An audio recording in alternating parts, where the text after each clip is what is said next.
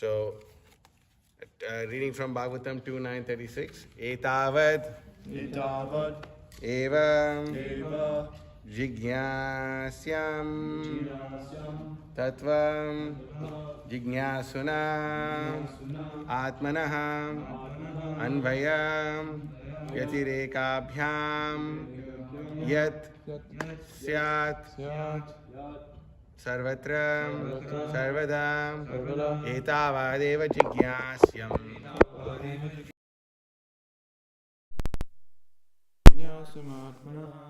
अन्वय व्यतिरेकाभ्याम यत्स्यात् सर्वत्र सर्वदा एतावद् एव जिज्ञास्यम् तत्त्वजिज्ञासुनात्मनः अन्वय व्यतिरेकाभ्याम यत्स्यात् सर्वत्र सर्वदा एतावद् एव जिज्ञास्यम् तत्त्वजिज्ञासुनात्मनः अन्वयव्यतिरेकाभ्यां यत्स्यात् सर्वत्र सर्वदा. Please repeat.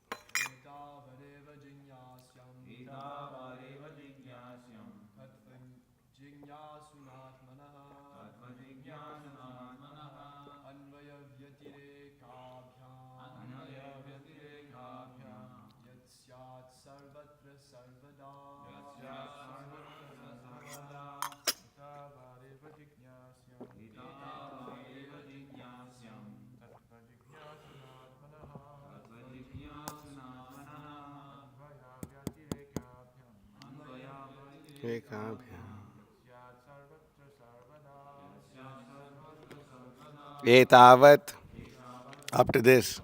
Eva, certainly. Jignasyam is to be inquired.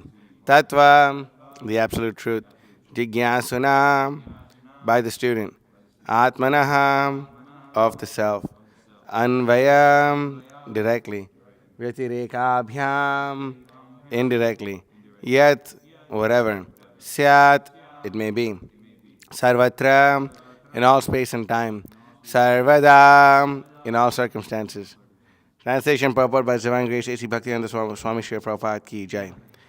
A person who is searching after the Supreme Absolute Truth, the personality of Godhead, must certainly search for it up to this in all circumstances, in all space and time, both directly and indirectly. Om Ajnanatimirandhasya Jnananjana Shalakaya Chakshurmilitam Yena Tasmai Shri Gurave Namaha Shri Chaitanya Manobhishram Sapatam Yena Bhutale Swayam Rupa Kadam Mahyam Dadati Swapadantikam Vandeham Shri Guru Shriyutapatakamalam Shri Guru and Vaishnavam Shri Rupam Sagajatam Sahagana Raghunathan Vitam Samtajivam Sadvaitam Savadhutam Parijana Sahitam Krishna Chaitanya Devam Shri Radha Krishna Padan Sahagan Lalita Shri Vishakan Vitam Shah.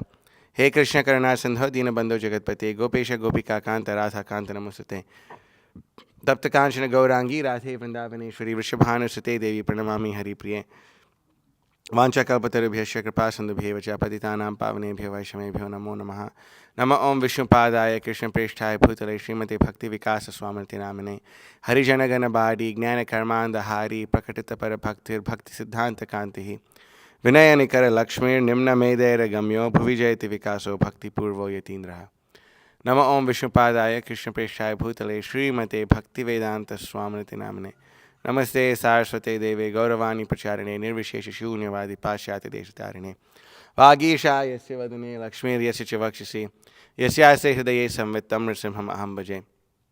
Jai Shri Krishna Chaitanya Prabhu Nityananda Shri Advaita Gadadhara Shri Vasadi Gaur Bhaktavinda Hare Krishna Krishna Krishna Hare Hare Hare Rama Rama Rama Hare Hare Mukam Karti Vachalam Pangum Langaite Girim Yat Kripatam Aham Vande Shri Gurum Dinatarinam Paramananda Madhavam Shri Chaitanya Ishwaram Yasya Deve Para Bhaktir Yata Deve Tata Guru Tasyate Katita Hyarta Prakashante Mahatmanaha. So, again, I'm hoping devotees are reading this purport that we've requested everyone to read. So, we have to understand this very important point that's being driven home over here, that devotional service is the topmost and the supreme-most thing. There's nothing more important than devotional service. Why? Because devotional service herself purchases Krishna. That Krishna, he feels so inclined to a devotee that he thinks that, the devotee doesn't want anything else but Krishna. So Krishna feels so inclined that he thinks the only way I can pacify this devotee is if I give myself to the devotee. Why? Because it's simple philosophical understanding. That the possessor is more valuable than the possession. So similarly, we can see this over here that Krishna, although he's the possessor of everything in the world, it is. What's with the mic? Like, is he like putting it on low because of like some, I don't know what's going on. It's not his temple. It's Krishna's temple. Turn it up. So we can see this over here that that's okay, right? Okay. So we can see this over here that this point that's being made is that Krishna, although he is the proprietor of everything in this world, right? What do we know a verse in the Bhagavad Gita where Krishna says he's the proprietor of everything in this world? Saffron brahmacharis? No? What about, I'll give you a clue. What's the peace formula? What's the verse? A bhakta is knowing more verses than you. Should be very shameful, actually. Bhoktaram jagatapasam sarvaloka maheshwaram suhridam sarvabhutaram gyatva mam shantim richyati. Bhagavad Gita chapter 5 text number 29. Learn this verse. Anyway, don't need to pull it up. But Krishna says he's the supreme proprietor, supreme enjoyer, and the supreme friend of all living entities. So, we should know and understand this point very well, that Krishna, being the proprietor of everything, he feels that there's nothing in his possession that he can give to anyone that will actually pacify them. Why? Not give to not anyone, but to his pure devotee who has pure devotional service, that will pacify them. Why? Because he thinks that nothing, because the devotee is not satisfied with anything in this world. And there's nothing in this world that comes close to Krishna. So Krishna wants to give himself to the devotee. That's the point. So Krishna wants to give himself to the devotee, and everything in the Vedas is directly or indirectly pointing at this point. That a devotee should perform devotional service unto the Supreme Personality of Godhead. That's the point. Nothing else, nothing more, nothing less. It's a very important thing to know. That Krishna wants to give himself to his devotee. This is verse Sadhu Hridayam Mahyam Sadhanam Hridayam Tvaham. Where Krishna says that the I belong to the devotees and the devotees belong to me. So we should understand this point very, very, very seriously, very sincerely. We should focus on this, and we should try to internalize this. Why? Because Brahma, if you remember in verse number 30, what is his request to the Supreme Personality of Godhead? What's his main concern?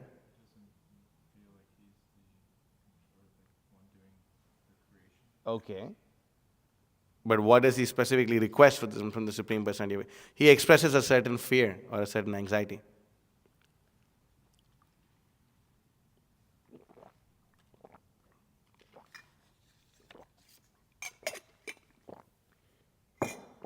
The anxiety he expresses is that he's afraid he'll become proud.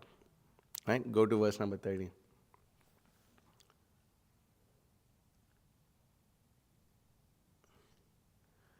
You have shaken hands with me. Okay, I shall be engaged in creation. I shall be occupied.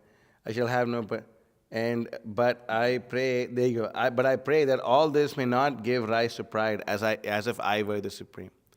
So Lord Brahma prays for this, as if I may not, that he does not become proud. Right. So why is it that pride is such a dangerous thing? Why is it that pride is such a dangerous thing? Why? Because pride always comes before the fall. We do one thing and we think, oh, we're the doers. And then when we think we're the doers, we're completely doomed. Can you tell at least this verse in the Bhagavad Gita where Krishna says that a doer is a person who thinks that he's a doer is the stupidest fool on the planet?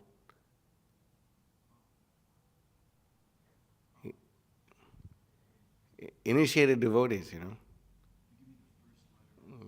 that's not the point. Prakriti kriyamanani ahankara vimudhatma karta ahamiti manyate. That Krishna says that the person who thinks that he's the doer is actually the supreme-most fool in the whole world. There's no one more stupid than him. Why? Because if you analyze and see that we ourselves are not the doers, how are we the doers? We're not the doers.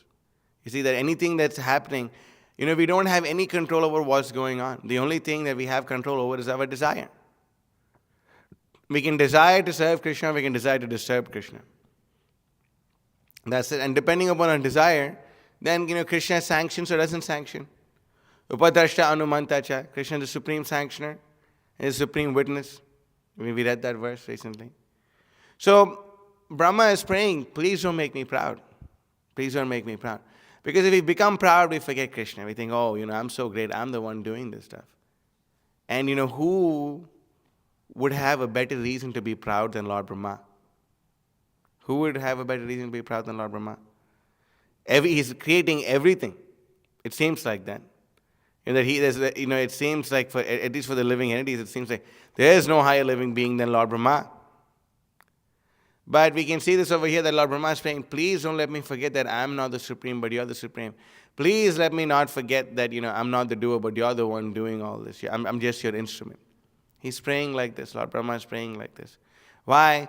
Because what is a demoniac mentality? Okay, don't give me a verse, but at least tell me in English. What's a demoniac mentality? Okay, yes. Yeah, thinking oneself the controller and the enjoyer, Hare Krishna. Thinking oneself the controller and the enjoyer, that's the demoniac mentality. Right? Your famous words, that Prabhupada and in my own Guru Maharaj quotes a lot. Ishvaroham aham bhogi siddhoham balavan sukhi. That's that's basically the crux of all demoniac thinking, where one thing he's the Ishvara, the supreme controller, like you said it, and one thing he's the bhogi, the supreme enjoyer. That's a demoniac mentality. So Lord Brahma is praying that, my dear Lord, please don't let me come into this mentality. Please don't let me come. Ishvaroham aham bhogi siddhoham. To think that I am perfect. Who can think that they're more perfect, than Lord Brahma is so amazing. Everything he's doing is fantastic, actually. He perfectly creates everything in this world. So, Brahma can think that, wow, I'm the doer, or I'm the enjoyer, or I'm the controller, or I'm perfect. I'm so strong. Who can be stronger than Lord Brahma? Although Hiranyakashipu was so strong, he still had to go beg a boon from Brahma. That's how strong Brahma is. If you read the Bhagavatam and other Vedic scriptures, what is one of the most feared weapons that people could really? Brahmastra. There's another weapon called Brahma Shirsha. And so all these weapons are there when they're imbued with the Brahma potent. Actually no. This has nothing to do with Lord Brahma, because and I think it's a different. I think it's the Brahma Shakti. Like the energy of the Supreme. So it's not Lord Brahma's potency. But anyway, still, we can see Lord Brahma, gives boons to these living entities, and they're so powerful. So we see this over here, and we can understand that Lord Brahma is such a powerful living entity, and he's still praying that, my dear Lord, please don't let me become proud. And who else prays for that? Kunti Maharani prays for that. What does she say? Janma Ishwarya Shutashri Bir Etamana Madhav Puman. Right? She says that all these people who have high birth, high parentage, high all these things, it's very hard for them to surrender to Krishna. Twam akinchana gochara. But for a person who doesn't possess anything, Krishna is very easily accessible. So we can see this over here, that Brahma, although he has all the reasons to be proud, he's praying that pride doesn't come. Another prayer, about very important verse about humility, what is that? Exactly. Tanadapi sunichena taro riva sahishnuna amanina manadina kirtaniya sadahari. Why is Lord Brahma ultimately praying that he doesn't become proud? And Prabhupada drives at this point in this entire purport. Why? Brahma is praying that he doesn't become proud. Why? So he can chant the holy name of Krishna constantly. He can constantly be absorbed. And Prabhupada, in this purport, Prabhupada smacks upon this point of being completely surrendered to Krishna. And not just that, but about the importance of chanting the holy name of Krishna. Prabhupada stresses upon this so many times in this purport. And he gives so many verses. There's one verse which we all learned about the importance of the holy name. Kirata, Hunandra, Pulinda, Pulkasha, Abira Shumba, Yavanaka Sadhya, Yenyecha Papa, Yadapa Shraya Shraya, Shudhyanti Tasmai, Prabha Vishnave Namaha. That, and Prabhupada makes this point over here, whether one is eligible or not eligible. Whether the person, whether he's eligible or not eligible, whether he is, he deserves or he doesn't deserve, whether he has any karmic qualification, doesn't have the karmic qualification to attain devotional service. If he simply chants the holy name of Krishna, he can all be purified. They can all be purified. Anyone from any race, no matter what our karmic situation, and the holy name. Translation: as a blazing fire turns firewood to ashes, O Arjuna, so does the fire of knowledge burn to ashes the reactions of material activities. So this fire of knowledge, which is transcendental knowledge, it burns, and it burns all our material activities, and burn to ashes the reactions of material activities. And Prabhupada makes a very amazing point in this purport. It'll probably be hard for you to pull, not in this one, but the other one, where 2936, what we've been reading. Prabhupada puts over here, let me try to see if I made a note of this. Okay, it's not here, I didn't pull it up, but Prabhupada makes a point over here about knowledge and all these other things where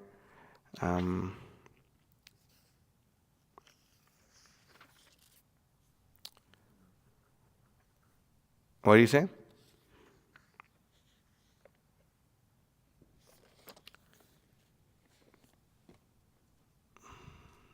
Where is it? Pull it up.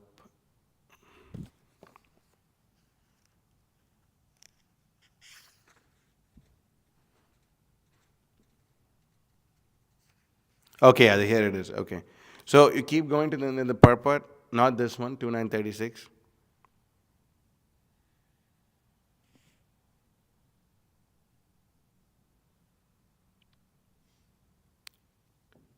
Keep going. And then you see Prabhupada writes 1, 2, 3, 4, 5, 6, like that. He makes a few points about direct and indirect worship.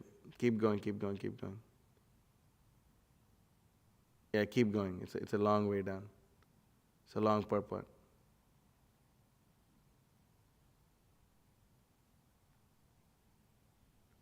Keep going. Wow, such a long purport. There you okay. Okay. Whoa. Hold up. Go down. Hold. Stop. Yeah, there you go. As far as fruitive work is concerned, it is limited to an enjoyable body. As far as yoga is concerned, it is limited to the acquirement of mystic power. As far as empiric philosophy is concerned, it is limited to the attainment of transcendental knowledge. And as far as transcendental knowledge is concerned, it is limited to the attainment of salvation.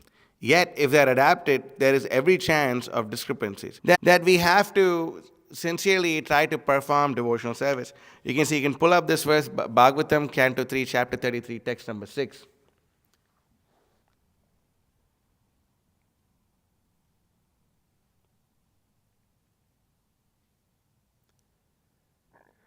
This is a very important verse. Yannamadhedapi kvachit. Shvadopi sadhya savanaya kalpate kuta punaste bhagavan nu darshanat. To say nothing of the spiritual advancement of persons who see the Supreme Person face to face, even a person born in a family of dog eaters immediately becomes eligible to perform Vedic sacrifices if he once utters the holy name of the Supreme Personality of Godhead, or chants about him, hears about his pastimes, offers him obeisances, or even remembers him. This is a potency of chanting the holy name of Krishna. That anyone, even though they are not qualified, they can become qualified to perform the highest sacrifices. So Prabhupada, makes this point over here, and we can even see this. You could pull up Madhya Leela of Chaitanya Charitamrita, chapter 25, text number 97. 25, Prabhu. Don't be in the mode of passion. 97. Open both your ears and listen to what I'm saying.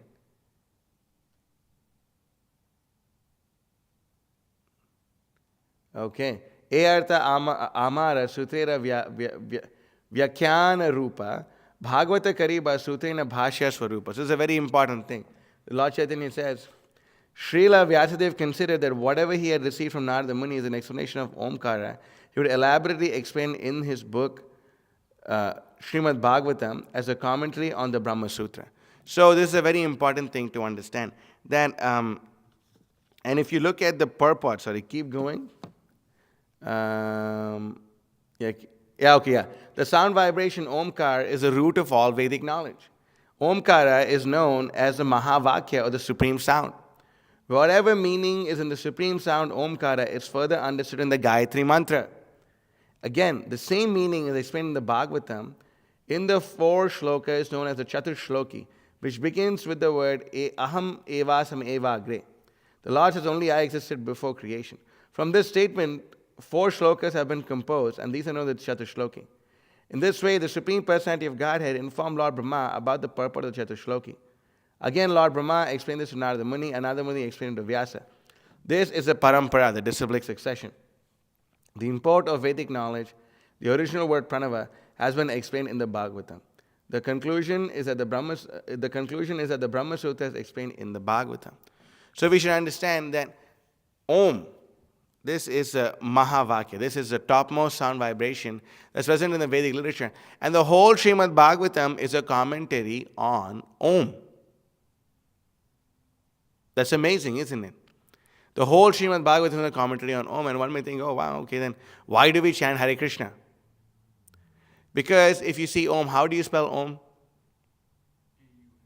A-U-M, that's right. You can also spell it an O-M, right? Om or Om. So what does A-U-M mean? So if you look at the Bhagavad Gita, look for this verse. Aksharanam akarosmi. What's the, you know the verse number? Okay. Aksharanam akarosmi. A means, is the first letter in the entire Sanskrit language. And that is a representation of Krishna. And U is a representation for Radharani. Or not representation. Krishna said he is the letter A, and U is the letter Srimati Radharani, and Ma represents the living entities, Mama, us. So the entire Bhagavatam is a commentary on Radha Krishna and devotional service to them. It's a very important point to understand. So this point is being made repeatedly over and over again. And in the purport, Srila Prabhupada makes a statement. He says, this sincere earnestness is the only qualification that can lead one to the highest perfection of life. Unless and until, pull this up in the 2936. Better you just search it actually. Just go to Veda Base and search it. Do you have, yeah. Type, this sincere earnestness is the only qualification.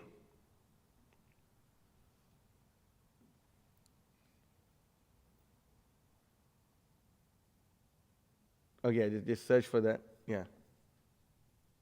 There you go, 2936. Okay.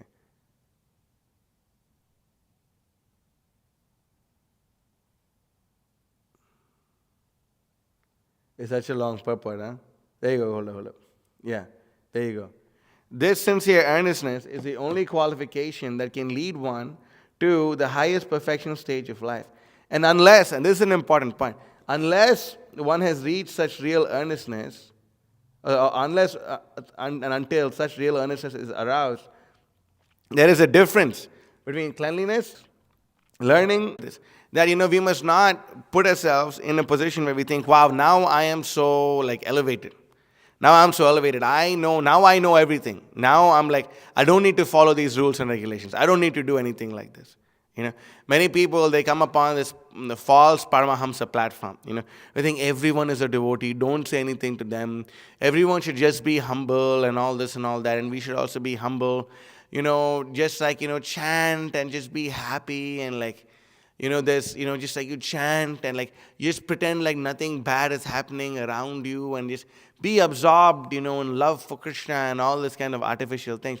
But such people are simply fooling themselves. Because firstly, the highest stage of devotional service is not cheaply acquired. Devotional service is easy, but it's not cheap. So, love for Krishna is not something that's cheaply acquired. It's not something that's present everywhere.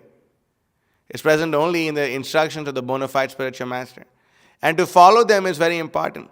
And therefore, and we can also see that those who actually have love of God, like Bhakti Siddhanta Saraswati Thakur, like our own Srila Prabhupada, they all have love of God. They were very particular about clean and unclean. They're very particular about learning and non-learning. They're very particular about discriminating. They're very particular about making a discrimination between what is right and what is wrong. They're very particular about behaving properly and not behaving properly. It's very important. So many people, they think anyway we have love of God, what's the need for us to like behave in a particular way? This and the other thing. Especially we can see it's very prominent in our society that everyone is very eager to transcend Dharma, not understanding what Dharma is. Everyone is very eager. Oh wow, let me transcend Dharma. Let me transcend Dharma like this. Let me transcend Dharma like that. Oh, anyway, what's the big deal? Like she was my wife, and now she's my best friend's wife, but we're all still friends. In Vedic culture, is this okay? And like, is this fine? Or even in like, I guess it's okay in Karmi society, I guess, that some Mataji is your wife for some time, and then like she decides that she wants to go with your best friend. And she goes with your best friend, and three of you are still friends together. Like, is that okay in Karmi society? Is it like kind of, that's really degraded. I can't believe that. It's still not like that in India. I hope, at least the last time I was there, which is 10 years ago. I hope it's not degraded that much. But it's inconceivable, actually. It's inconceivable, and that, like, Prabhu, we are not the body, so why are you, like, stressing so much about men and women and, just like, why are you stressing so much upon this? Again and again, Prabhupada is making these warning us. He's giving these warnings until and unless one reaches that level of prema even until then, all these things should be followed. And we say that even those who reach that level of prema followed it.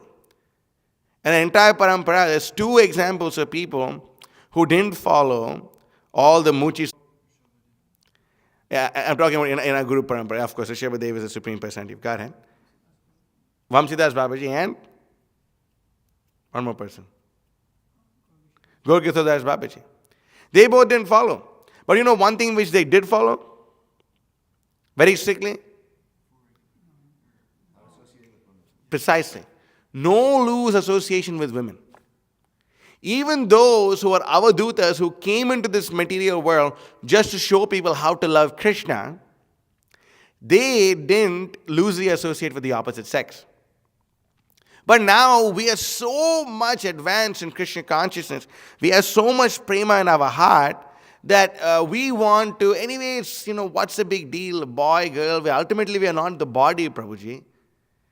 So then we can free mix, then we can have women lead kirtans and women give classes, and we can all just sit there pretending like, oh yes, we're all very transcendental and all this and all that. Going against the tradition that Prabhupada wanted us to go towards. Everyone is so eager to like do something new. But the Shastra says, Purvai Purvatara Kritam. Do how the previous Acharyas did. You know why? Don't be eager to be too transcendental all of a sudden. That's not what Shastra says. Pull this up. Brahma Samhita 5:59, I suppose. Pramanai Sasatacharai Sadabhyasa Nirantaram Bodhayan Atmanatmanam Bhaktim Abhyutamam Labet. Go. Keep going. Yeah, there you go. Stop there.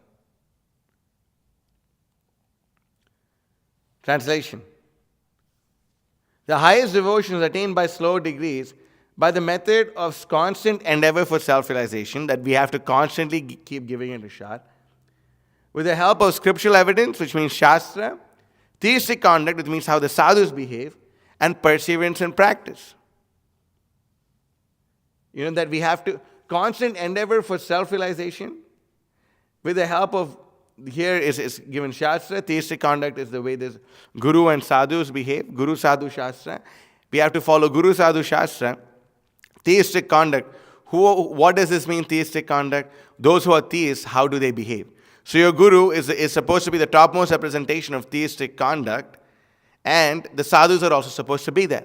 So according to Guru Sadhu Shastra and perseverance in practice, right? And theistic conduct, what else this means? Aitihya.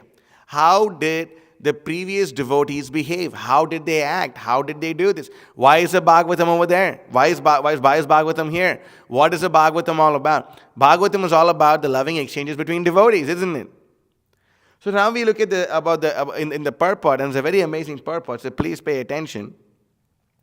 Evidence. What is evidence? The devotional scripture, example, Srimad Bhagavatam, the Vedas, the Puranas, the Gita, etc.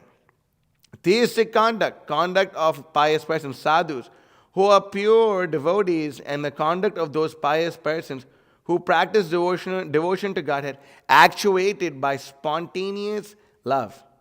Practice. What does practice mean? To learn about the 10 basic principles and the Dasha Mula Tattva. This is another thing. from the Shastras and on receiving the name of Hari as laid down in the same, embodying the name, form, quality, and activity of divinity. That's the name of Krishna. What's this verse? Amala Harinam Amiya Vilasa. Huh? To practice the chanting of the name by serving him day and night. By this are meant study of the Shastras and association with the sadhus. The tenfold offense of the holy name ceases by serving the name of Lord Hari and simultaneously practicing pious conduct. Practice is no other than following the mode of service in the name of service of the name practiced by the sadhus without offense. By perseverance in such practice and devotion characterized by love, which is the fruit of spiritual endeavor, makes her appearance in the pure essence of the soul. This is not cheap. You have to keep doing it. You have to be very careful. You have to be on guard. Don't be too eager to become a Paramahamsa. First, stick to the basics. Understand what is to be done and what is not to be done. That shows your sincerity. Then, once someone asked Prabhupada, how long does it usually take? How long did it take you? Of course, you should understand Prabhupada saying this out of humility. But the devotee asked, Prabhupada, how long did it take you to perfect your chanting of the holy name? Prabhupada said 40 years. 40 years. And Prabhupada is saying that, of course, we can say Prabhupada is always perfect. Every time Prabhupada chants the holy name of Krishna, it's a Shuddha Nam, pure holy name of Krishna, imbued with love for Krishna. But for neophytes like ourselves, he's telling us 40 years. So if we chant the Hare Krishna Mahamantra attentively for 40 years, then we can understand the depth of this holy name of Krishna. And no one thinks, I've perfected the chanting of the holy name. Did Haridas Thakur say, I've perfected the chanting of the holy name? No, I'm so fallen, I still have to chant. So we should understand this. And this is a very amazing statement that Prabhupada makes in the purport, where he says that perfection can be attained by any sense that a living entity has. Any of the senses. And he gives the example of someone who attained perfection in the mind. Who is that person? Let's see who actually read the purport.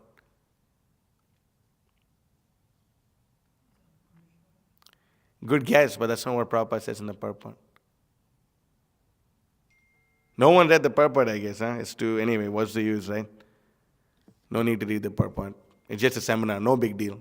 We should all be ashamed. And did everyone read the purport or no? Very good, amazing. I should have probably just get up and leave right now. But we see this over here, and the example that's given in this regard is the example of a South Indian Brahmana. No, stop speculating. If you don't know, don't speak. The example is given of a South Indian Brahmana, and it's given in Nectar of Devotion, where this South Indian Brahmana, he was very poor, and he was listening to a Bhagavatam class given by a great devotee, and the devotees say that even if you're too poor, you can make a nice temple. You can make a nice temple for the Supreme Personality of Godhead in your mind, and you can serve the Supreme Personality of Godhead very nicely. And what he does is every day he sits by the bank of the Ganges and he performs the sadhana that he's asked to perform. And in his mind every day, he's building slowly he's building this beautiful temple for the Supreme Personality of Godhead. He collects water from all the holy places of the Supreme Lord. He finally does the installation of the deity of the Supreme Personality of Godhead. And he worships that deity, with all great, diligence, and, he performs all the activities of devotional service. So, sweet rice, he wanted to make sweet rice offering for the Supreme Personality of Godhead.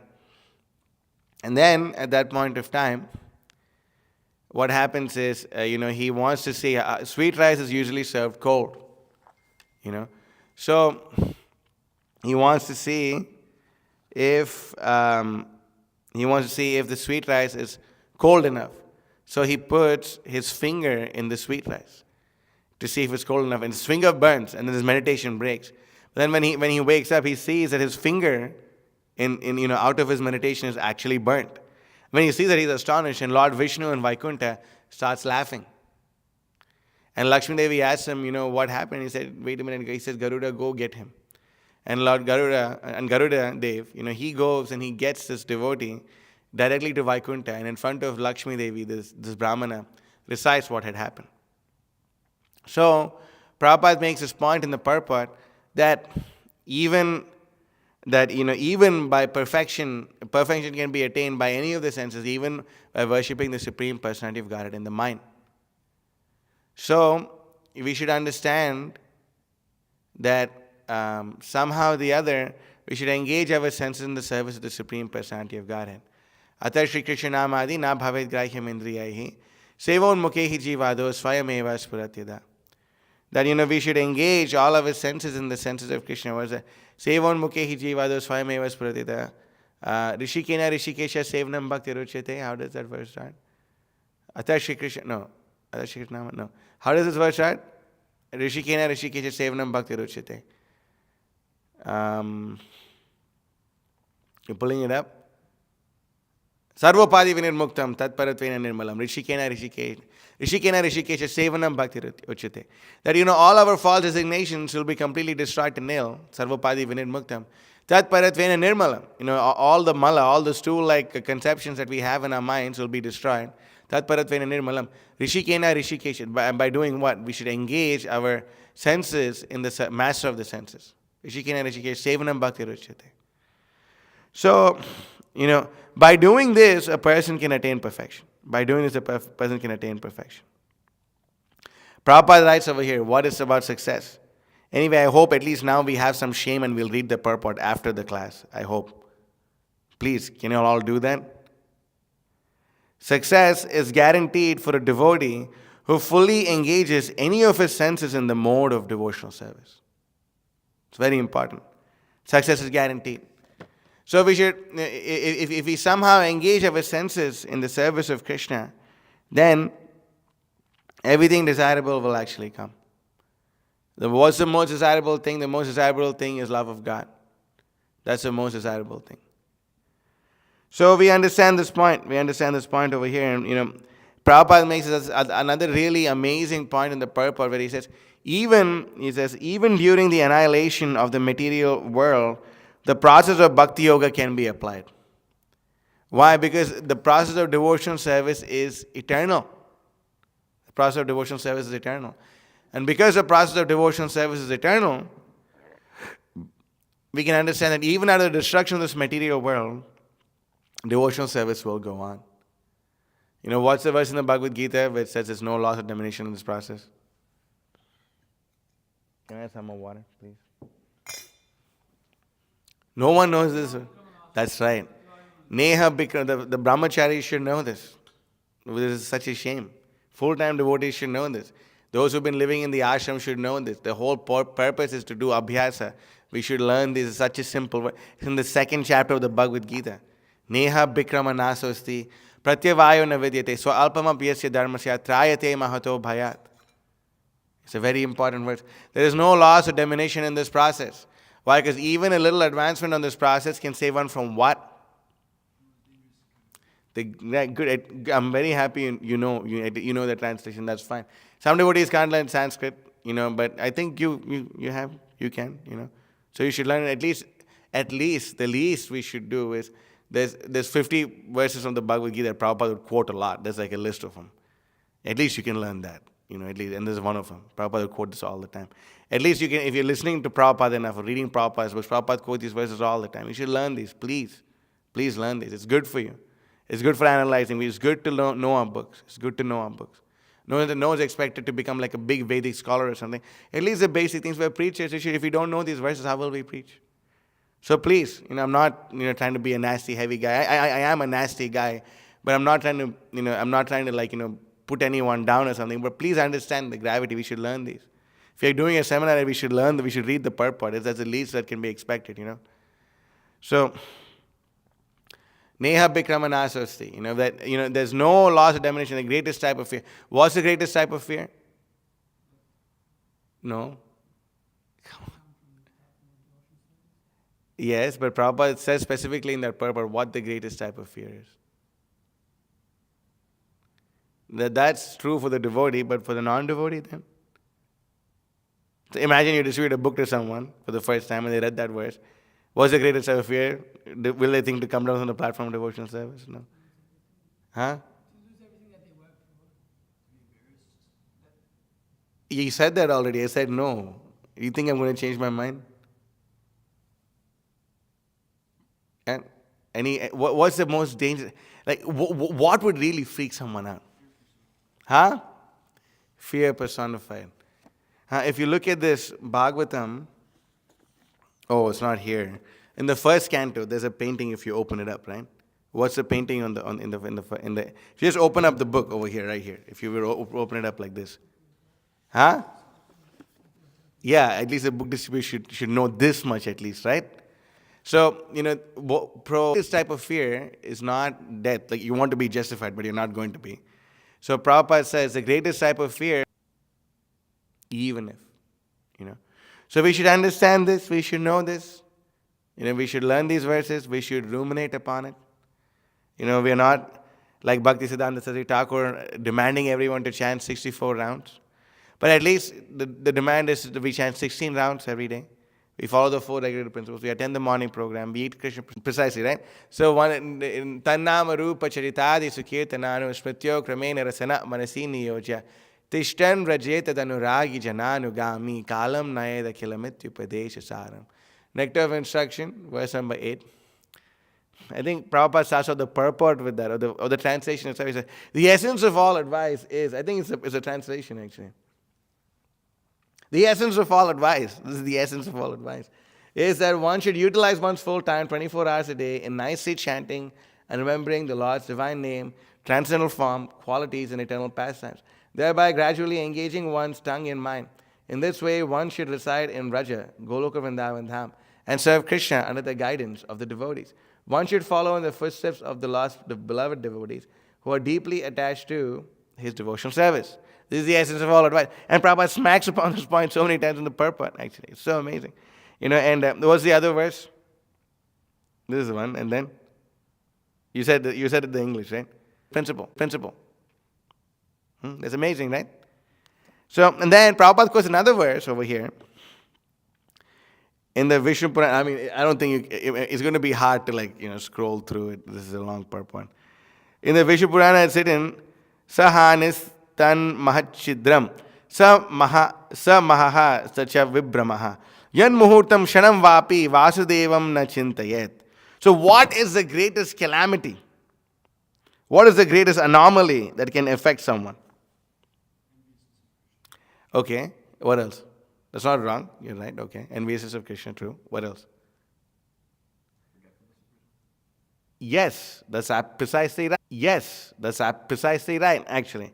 He says over here, even if for a moment, we are not thinking of Krishna or devotional service, that is the greatest loss. That's the greatest loss. Big headlines, big news. Oh my God, there's been a great loss. There's a great anomaly. The great delusion. Bharata did Arjuna sleep? Yes. Krishna contradicting himself? No. Why? Because even in his sleep, he's thinking of Krishna. Even in his sleep, he's thinking of devotional service of Krishna. What's the easiest way for us to remember? So, we can see that, we should remember Krishna. This is the essence of all advice, This is, if you're engaged like this, this is amazing. I'm afraid of opening up this book because it's like, its conclusion, therefore, is that. Okay, just type that. The final conclusion, therefore, is that.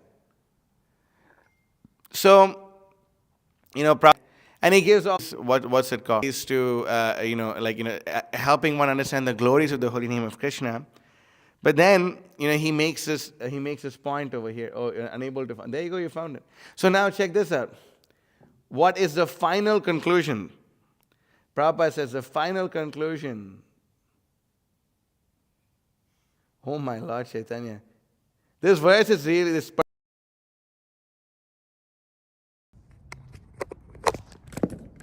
There you go. I can read this from the book himself. So Prabhupada says over here, the final conclusion, therefore, is that the glories of the Lord must always and everywhere be proclaimed. That's amazing.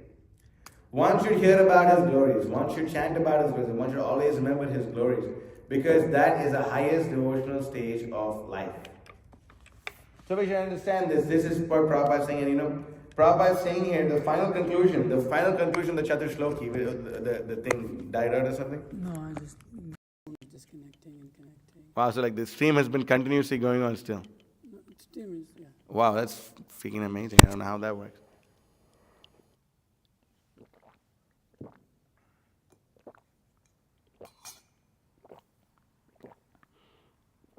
So, you see, Prabhupada is saying, the final conclusion, therefore, is that the glories of the Lord must always be, always and everywhere proclaimed. The final conclusion of the Catuh Sloki of the Bhagavatam, which is the essence of the Srimad Bhagavatam, the essence of all Vedic knowledge, the essence of everything, is that this needs to be done. So, I looked up this thing, like what does proclaim mean? Right? We know a little bit. What is the root of the word and all this? Some devotees do this, So, I'm going to send you, I'll just read it. So, it comes from two Latin words called pro and clamere, C-L-A-M-E-R-E, okay? So, pro means to forth, like to come forth or something like that. And clamere means to shout, And then in Latin, the whole word, the translation comes to cry out, And then the English word comes from pro, means like to come forth, and claim is to establish, So proclaim means to cry out to Krishna. To cry out the glories of Krishna. To shout out the glories of Krishna. How do we shout out the glories of Krishna? How do we do it? Hare Krishna, Krishna Krishna, Hare Hare. Hare Rama, Rama Rama, Hare Hare. That is how we shout out the glories of the Supreme Personality of Godhead. We go out in the streets and we're chanting and dancing, we're shouting out the glories of Krishna. What is a shout louder than Harinam? Sankirtan. What mridanga is louder? The Brihat mridanga is louder. So the conclusion of everything is to perform Sankirtan. The mridanga is amazing. The Brihat mridanga is louder than the mridanga. This is the conclusion. I'm not saying this. Prabhupada is saying this over here. People could want to shoot me for saying this actually. But this is the truth. And although it may just be a few of us, we should still go forward and loudly proclaim the glories of Krishna. This is how it's done. Always and everywhere. Yare dekho tare kaha Krishna upadesh hamara gyan guru hai tara e desh. Priti vite yache yata nagaradi gram sarvata prachar hoy be mora naam. Lord Chaitanya is making all these proclamations. He's making all these things. So we should understand, this is the conclusion of everything. So then, Prabhupada ends the entire purport, everything over here. He wraps it up by, of course, with the super punch, where he says, the whole matter is explained by the Lord himself. One who has no approach to the Lord in his personal feature can rarely understand the purport of Srimad Bhagavatam without being taught by the Bhagavatas in disciplic succession. So, anyway, this is a hard one, but I'll be really happily surprised if devotees, anyone knows this verse. Where, does anyone know which verse Prabhupada is quoting over here? They learn the Bhagavatam from the Bhagavatas in disciplic succession. It's a Bengali verse in the Chaitanya Charitamrita. Jao Bhagavata Pado Vaishnava Rasani Ekanta Shreya Kori Chaitanya Charane. It's a very amazing verse. He says, Sarup Damodar Goswami chastises a devotee and he tells him that go learn the Bhagavatam from a person Bhagavata, Jao Bhagavata Pado Vaishnava Rasani, a person of the Vaishnava. And what kind of a Vaishnava? Ekanta Shreya Kori Chaitanya Charane. That a person who has completely made his life, the lotus feet of Sri Chaitanya Mahaprabhu. I guess we're running behind on the offering, are we? Okay. So I could just... Oh, you're gonna stop? No, I'm not going to stop. I wanted to... You know what I'm saying? I wanted to pull up some good stuff. And it's almost like a treasure chest, So we can see this over here that... what is, okay, so, Jao Bhagavata Pada Vaishnava Ekanta Shreya Kori Chaitanya Charani, right? So, we should go and learn the Bhagavatam from a devotee who's made his heart and soul Lord Chaitanya's lotus feet. Who is such a devotee? Yes, Prabhupada, our own Guru Maharaj, Rajajanara Savedi, Prachita Shri Jayashri, Saha Parikara Gaurang Rankita Swanta Bhumi, Bhuna Vidita Tirtha, Soma Kirta Ervitai, Bhuvi Jayate Vikasa Bhakti Purvo Yatindra, him, Srila Prabhupada, Bhakti Siddhanta Saraswati Thakur. So that's why I really like reading this book, because I feel like I'm simultaneously associating with all three personalities at the same time. So it's really ecstatic. We feel that every time, of course, all this and all that. But, this is like a special rasa here, it's very amazing, actually. So, how should we go about this?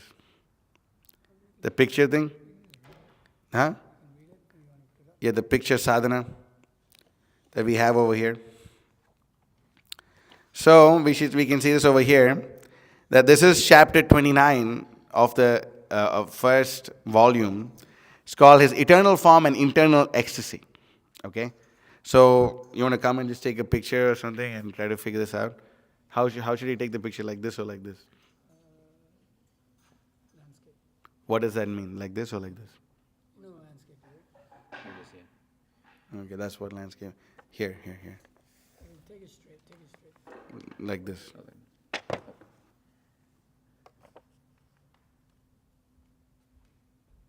The camera is horrible. Hold on, let me see if it's even legible. No. It's not focusing. Click on it. Click on where you want to focus. Okay, okay, that's great. All right. And then, yeah.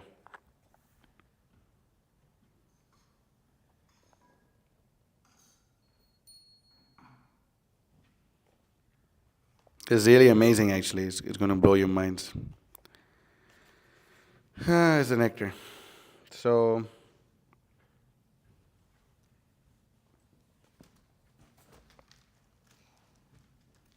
okay. Let's see if we have the time to go through all this, okay? So, over here, we can see that the ultimate goal, okay, so now before we read this, we are, in the Gaudiya Vaishnava, Brahma Madhva Gaudiya Vaishnava Sampradaya, right? So what is the goal of all the devotees in the Sampradaya? Prema Bhakti. Okay, what does that mean? Who do we want to serve? Okay, more precisely, who do we want to serve? More precisely, who do we want to serve? Okay, what are we known as? Rupa Anugas. We want to serve Rupa Goswami, right? The essence of all Gaudiya Vaishnava conclusion is in which bhajan?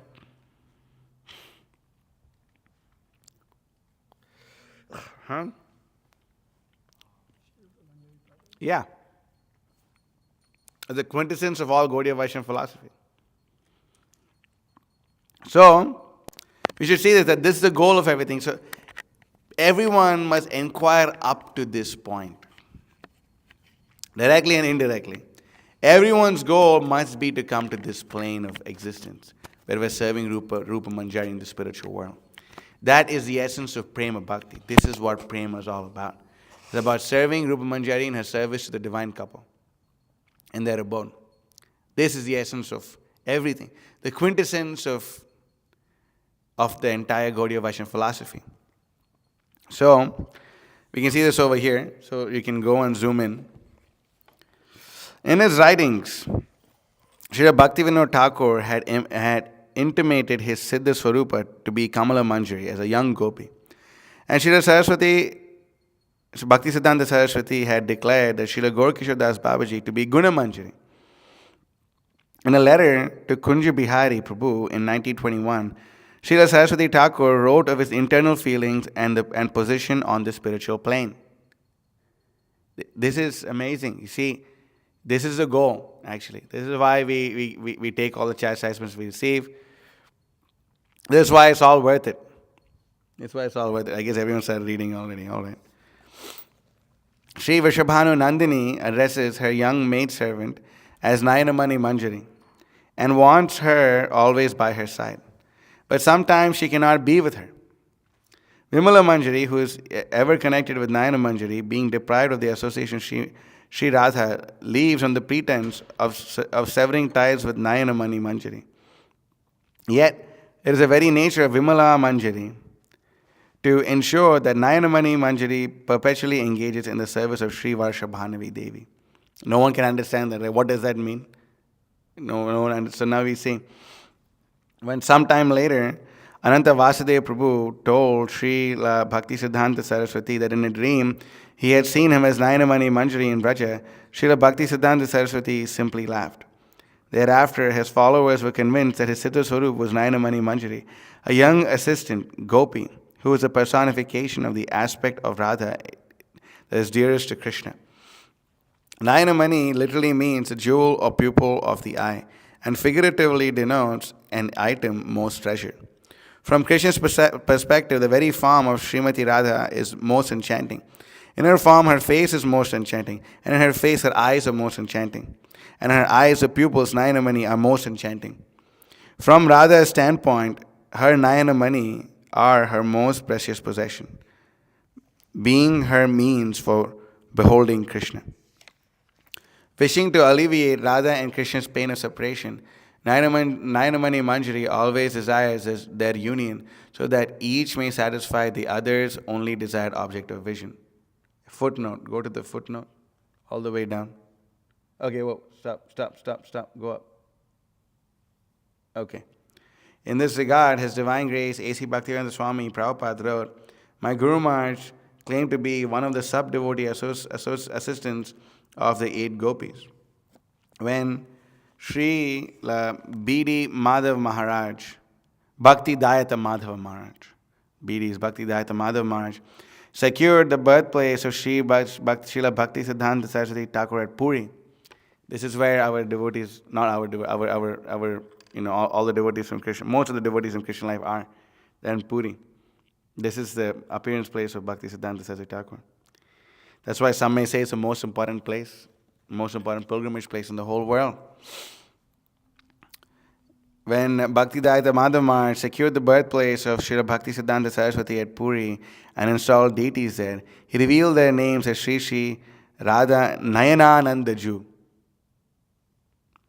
And to stimulate remembrance of Srila Bhakti Siddhanta Saraswati as Nayanamani Manjari and also invoke her blessings for assisting in her special service to Sri Sri Radha Krishna, Srimad Bhaktivedanta Madhava Maharaj included Nayana in the names of the deities of Sri Sri Radha and Krishna that he installed elsewhere. So we can understand this, that this is who Bhakti Siddhanta Saraswati Thakur is. And what is the goal? What are we aiming at? This is the goal. This is the goal of prema. It's what we want to do. Srila Bhakti Siddhanta Saraswati's staid persona contrasted with the expressive Bengali psyche and the showy displays of Prakrita Sahajyas. His ecstasy was demonstrated in practical service to Lord Chaitanya's mission, in his incessant drive to preach. His very life was kirtan. Does this mean that there's like Bhakti Siddhanta Saraswati Thakur would be leading kirtan and jumping and chanting and dancing? No. Actually, when it came to him, he said kirtan is his main service. But what did he say? But when kirtan is his main service, but he would all the time speak Harikatha. He would all the time be producing and distributing books and chanting the holy names on his beads. And he loved to see his devotees chanting and dancing in ecstasy. He would just stand and watch the devotees dance in ecstasy. Mahaprabhu Kirtana Nritya Gita Vaditra Madhyan Manaso Rasena Romancha Kampa Shataranga Bhajo Vande Guru Shri Charanaravinda. He would stand and dance, and he would see all his devotees dancing and encourage them to dance. Actually. So Spiritual Master is very pleased. And he is unique in this, that he was always very grave. Bhakti Siddhanta said, we can see our own Srila Prabhupada would chant and dance, lead ecstatic kirtan, the most ecstatic kirtans ever. He would lead them. And he would encourage devotees to chant. See, our own Spiritual Master chants and dance. All the great disciples of Srila Prabhupada, they chant and dance. And this is amazing. His life was kirtan, much of which was focused on refuting worldly misconceptions and establishing the absolute truth. Yet such didacticism was not per se the inner purpose of his kirtan, which had been disclosed to Srila Bhaktivinoda Thakur and conveyed by him in a series of instructions to Sri Siddhanta Saraswati. Footnote. The other instructions are listed in volume 1, page 55, in the sentence beginning, shedding profuse tears. If there's time, maybe we'll read this also. But let's see. What is this verse? This verse, I really love this verse. I quote it a lot. But I realized I was making a mistake. It's Hriday bolile keba, dai tera dashira sheba, gopi dhana katar kirtan. Yeah, I used to say gopi pranadhana katar kirtan. It's gopi dhana katar kirtan. Someone spoke in my heart, this is Bhaktivinoda Thakur, someone spoke in my heart, the service of Daita Das is to glorify topics of Sri Krishna, the wealth of the gopis. There is the service of Bhakti Siddhanta Saraswati Thakur Prabhupada. Through this couplet, his kirtan was revealed as a projection of his Nitya Seva to Shri Shri Radha Govinda on the plane of Sankirtan in Gaur Leela. Are we understanding what's going on?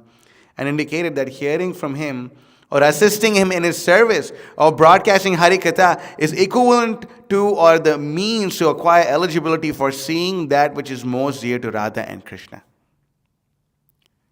Do we understand this?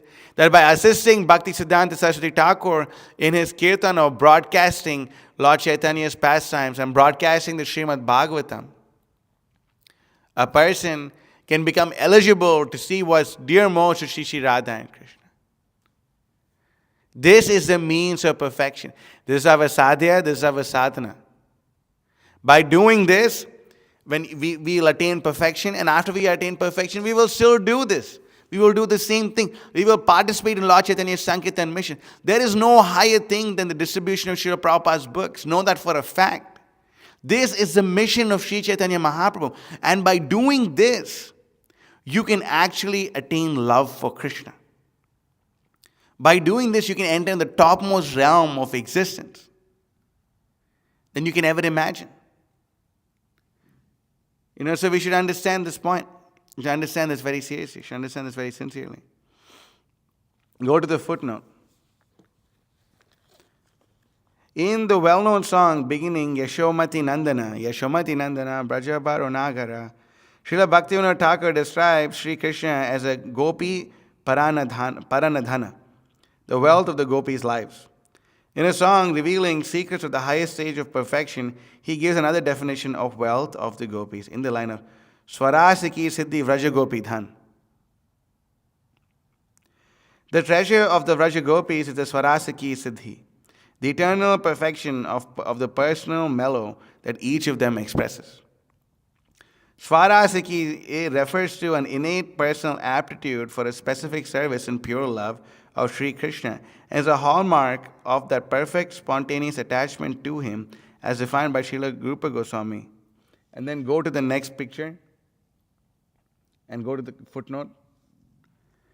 Ishta Swarasiki Ragha Parama Vashtita Bhavet Tanmai Yad Ya Bhavet Bhakti Satra Ragatmika Ko Dita. Satra Ragatmiki Ko Dita. Ragatmika bhakti, characterized by spontaneous attachment, is the stage at which one's own innate aptitude in love, swarasiki, is focused on the objects of one's love, whereupon one becomes fully absorbed in thoughts of him. Thus, Gopi Dhana may also be understood as Swarasiki Siddhi, the gopis' treasure of spontaneous and fully absorbed loving service to the objects of their unalloyed attachment. Sri Radha and Krishna and its most confidential topic, the final object of spiritual exploration, that on Srila Bhaktivinoda Thakur's order was to be broadcast by Sri Varshabhani Devi Daita Das, Varshabhanavi Devi Daita Das, the intimate servant of Sri Radha and Krishna. So this is actually what the Bhagavatam Catuh Sloki is aiming at. Lord Chaitanya came, he gave us prema through the Srimad Bhagavatam. This is the goal. I don't know, when I'm talking, why do you keep looking at the screen? Like I don't see like what's going on. We see this, that this is the goal. This is the goal. This is what we want to attain. We don't want to settle for anything else. We don't want to settle for getting a nice position in the Krishna conscious movement and eating and sleeping. No, we don't want to settle for just a happy-going life in Krishna consciousness. This is what we should actually aim for. We don't want to settle as like a really popular devotee, a great kirtaniya, or this or the other thing. We don't want to settle. We want to settle for this. Nothing else but this. This is the only thing. And then we don't even want to settle to be Indra in the heavenly planets, nor Brahma, the head of the universe. This is what we want, pure devotional service to Krishna. This should be our goal. This should be our goal. This and nothing else but this. You know,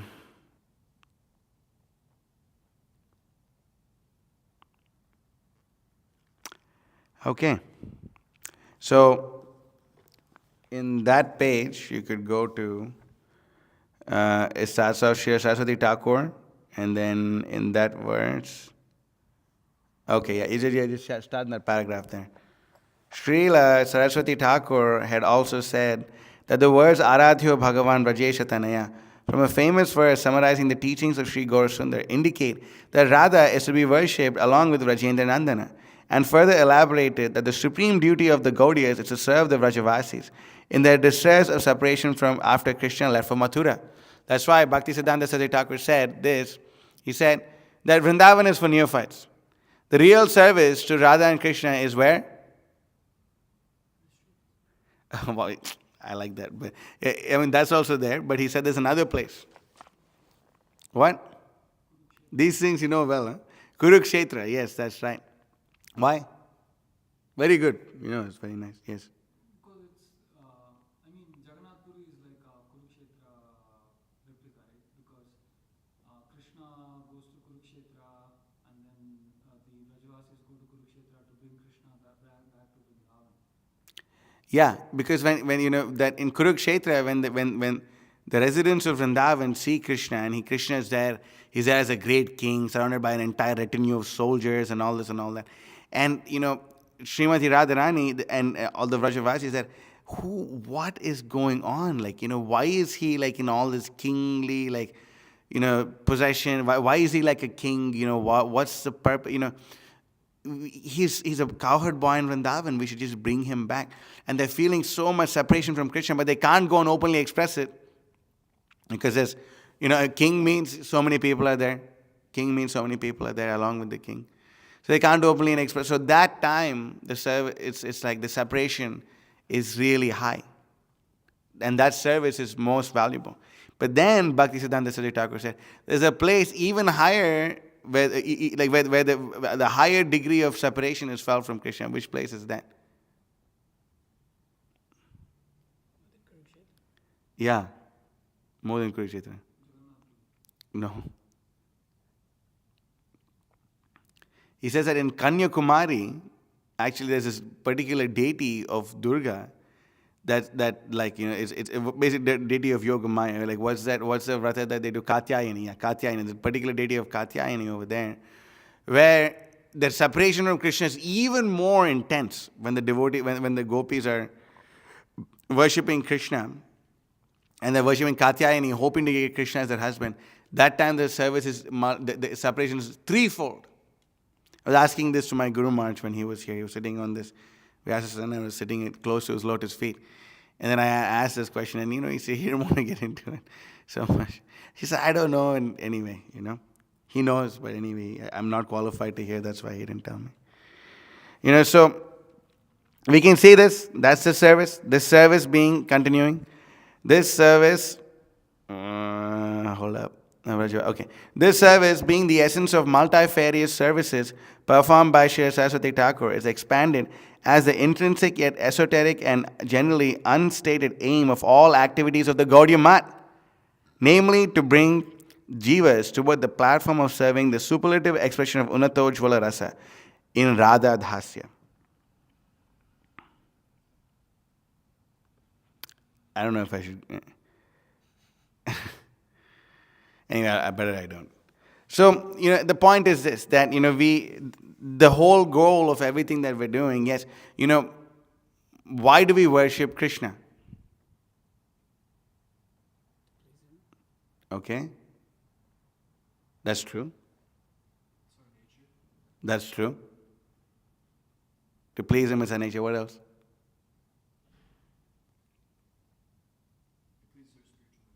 That's also true. To please the spiritual master. Then? That's also true because he's God. Then, why do we worship Krishna? You love him, I am trying to love him. That's also true. The constitutional position. What? Say something. What? He's a supreme enjoyer. That's also true. Yes. You know why? Why? Because there's this one person. He went to Radhakund, and he was circumambulating Radhakund by doing like dandavat, like like they roll and they circumambulate. They're doing dandavat parikrama and all that. So then the disciples of Bhaktisiddhanta, and it's a very respectable, popular, very influential person. And the disciples of Bhaktisiddhanta Saraswati Thakur went up to him and told him, "Wow, that's so amazing that this person, he's coming and doing parikrama of Radhakund, dandavat parikrama of Radhakund. This is so amazing. It's so nice." But he said, and Bhaktisiddhanta Saraswati Thakur said, "Oh no, he is worshipping Srimati Radharani's Radhakund because she's associated with Krishna. But we worship Krishna because he's the servant of Radharani." That's the topmost understanding. All of everything which everyone said is true. But we worship Krishna for the pleasure of Radharani. We worship Krishna because he has something to do with Radharani. What is this in this lecture? Ananta Shri. This is Vishnu Sahasranam, where the point that was being made. Yes, the Supreme Personality of Godhead has all these amazing potencies and all this and all that, and he has, Shri is there to serve him. But my Guru Maharaj, he said, but some parties may argue that the only reason he has all these powers is because he's associated with her. Therefore, I'm going to conclude this entire seminar by saying, our goal is to be Sahajyas. Yes, our goal is to be Sahajyas. Sahajya means what? Sahajya means natural feelings. So, the natural feelings of the soul is to love Krishna. But our goal is not to be Prakrita Sahajyas. Our goal is to be Aprakrita Sahajyas. Prakrita means of this material world. Natural feelings arising from being in touch with this material world. That is what Prakrita Sahajya means. But our goal is to become a Aprakrita Sahajya and Aprakrita Sahajya. Because we want to be associated with the transcendental loving affairs of Sri Sri Radha and Krishna. Prabhupada writes in the purport to Nitaipada Kamala, he says over there that the goal of everyone in the Krishna consciousness movement should be to enter into the Rasa Leela of Krishna. This is the goal. And Sankirtan is not different from the Rasa Leela. So by doing this, by keeping our heads on our shoulders, by not diving too deep into getting, don't dive into all this esoteric subject matters and esoteric books and imagine yourself advanced. Better you stick to the program that Prabhupada gave, and by sticking to it, we will make advancement and we will attain perfection, no doubt. No doubt, if we simply stick to the instructions that are given to us by Srila Prabhupada, we will attain the highest degrees of devotion. No doubt about this. Do not doubt it even for a moment. Everything that's needed to become perfect in Krishna consciousness is there in Prabhupada's instructions, there in Prabhupada's books. So we follow Prabhupada's books very diligently. We don't downplay Prabhupada. We follow, yes, Prabhupada says you should read the teaching of the previous Goswamis. Yes, you should read. Prabhupada is saying you should read. He says in the Chaitanya Charitamrita. But first you read Prabhupada's books. First you become a scholar in Prabhupada's books.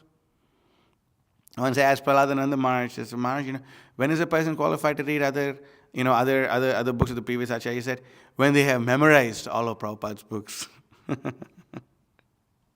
He can say that. Prahladhananda Maharaj memorized, he memorized the Bhagavad Gita. He can really sit here and he can and then out of the blue, he can just start speaking of a purport and he quoted verbatim. He's memorized the Krishna book, memorized it to memory. He's committed the entire book to memory. That's amazing. So that's the goal. That's the goal actually. The goal is it enter the Rasa Leela of Krishna.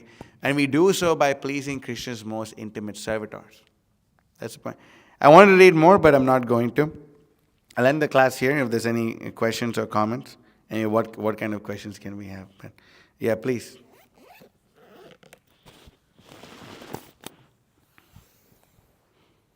Hare Krishna. Yes. You were saying how the sound Turn Om, the camera. A represents Krishna, U represents Srimati Radharani, and then M is the devotees. What does the letter U have in association with Srimati Radharani? I'm not sure. I have to do research in this, but there's Jiva Goswami pulls up this purport. In the purport of Chaitanya Chaitamrita, Jiva Goswami gets a reference for it. I could look for exactly what it is and tell you. And then, from the meaning, or from the word Sahajya, and then it comes as natural. That also gets turned into the meaning of it being cheap, or Yeah, it's Sahajya. The colloquial term is like it's like Sahajya means they take everything cheaply. But the word itself, the etymology of the word, is that right? Yeah. The etymology of the word means the natural feelings. The natural feelings. So we don't want to have the natural feelings of man being attracted to women and all that. We want the natural feelings of being attracted to Sri Radha Krishna. Anything else?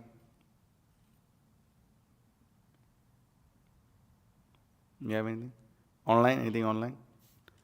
Madhiji? All right. Srimad Bhagavatam ki jai, Shri Prabhupada ki jai. Catuh Sloki of the Srimad Bhagavatam ki jai. Vancha kalpatarubhyasya